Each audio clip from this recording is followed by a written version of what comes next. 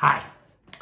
Most of you watching this video know that most of the contingencies in the real estate commission approved contract, at least the contingencies that benefit the buyer, are contingencies that the buyer can exercise in the buyer's sole and subjective discretion. For example, if the buyer does not like the condition of the property, the buyer can terminate in the buyer's sole and subjective discretion. Essentially, the buyer can be almost whimsical in saying, nah, I don't like it, I'm terminating the contract.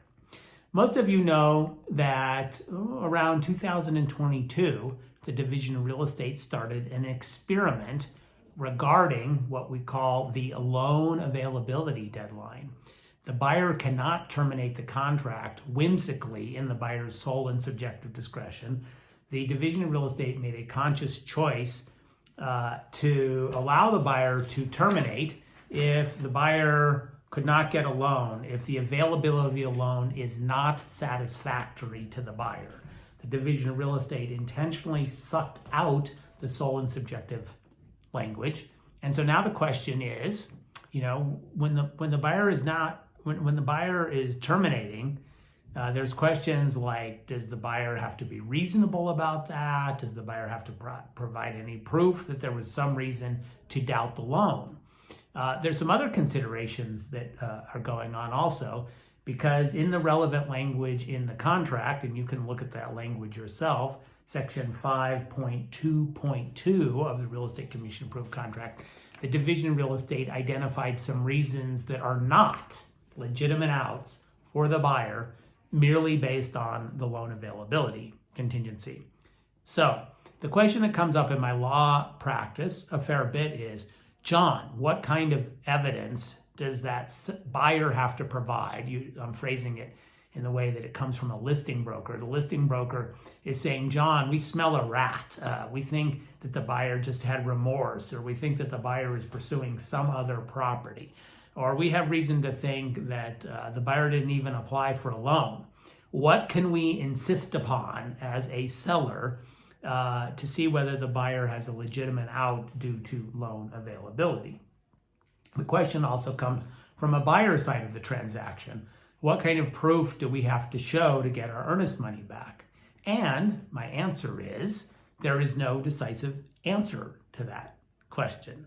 The language in the Real Estate Commission Approved Contract does not have explicit language requiring the buyer to provide anything.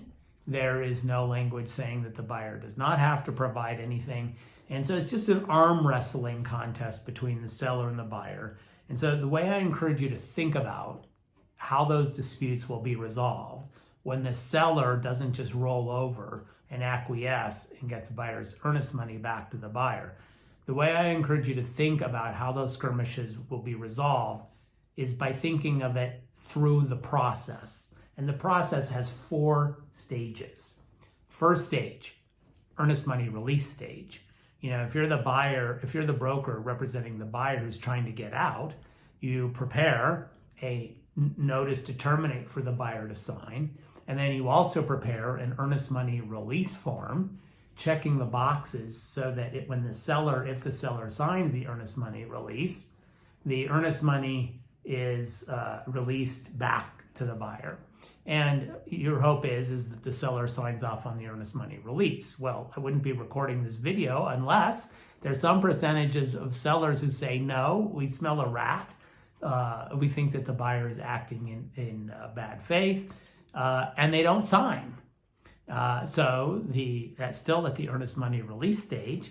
If you're the listing broker in one of those things, you prepare a replacement earnest money release form where the calling for the earnest money to be released to the seller. You have your seller sign off on that, and you send it back to the buyer's side, hoping that they sign up to it. That's stage number 1. If it's not resolved through the battle of the competing earnest money release forms, and by the way, the earnest money release form could provide that it's split 50-50. If there's $10,000 of earnest money, It could provide that $5,000 goes to the seller, $5,000 goes to the buyer, and any variation thereon. $7,000 goes to the buyer and $3,000 goes to the seller. Whatever you can work out. I'm going to call that the earnest money release stage. If the parties don't agree, you go to the second stage, negotiation stage, and the parties can use whatever leverage they want in the negotiation. You know, the buyer side can provide the phone number of the lender, and the listing broker can call the lender, and who knows what the buyer's lender is going to say, but the seller says, no, that's not good enough. You know, we want to see something in writing. We don't know if the lender's fibbing, blah, blah, blah, blah, blah. Each side can try and marshal the evidence that they want to establish either that the buyer was legitimately terminating due to a bona fide problem getting the loan, or the seller may decide, no, that's not good enough. If it's not resolved at that stage, then it escalates to the mediation stage. And the reason is in the real estate commission approved contract, there is a section in the contract that provides that before either party can bring a lawsuit to get the earnest money, the parties must go through a mediation process. And we have other webcasts about the mediation process that are linked to this video, at least in the version of the video that's on my law firm's webpage. I'm not sure how that works on YouTube, but watch videos about the mediation process.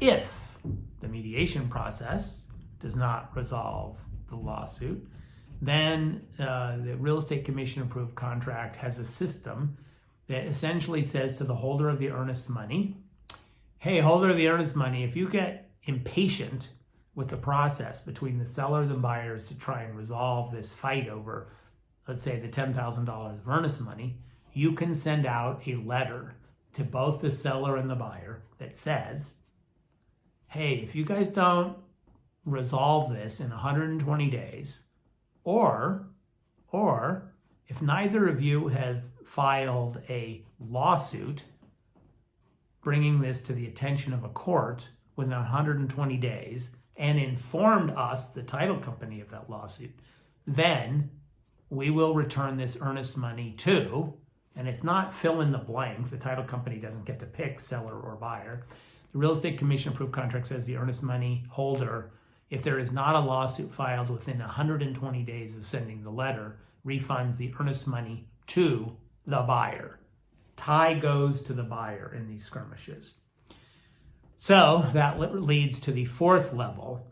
If the title company sends out that 120-day letter, then unless the seller is willing to roll over and let the earnest money go back to the buyer, the seller is going to need to file a lawsuit within a 120-day period, let the holder of the earnest money know about that, and then pursue the earnest money lawsuit until a settlement or a trial to get it resolved.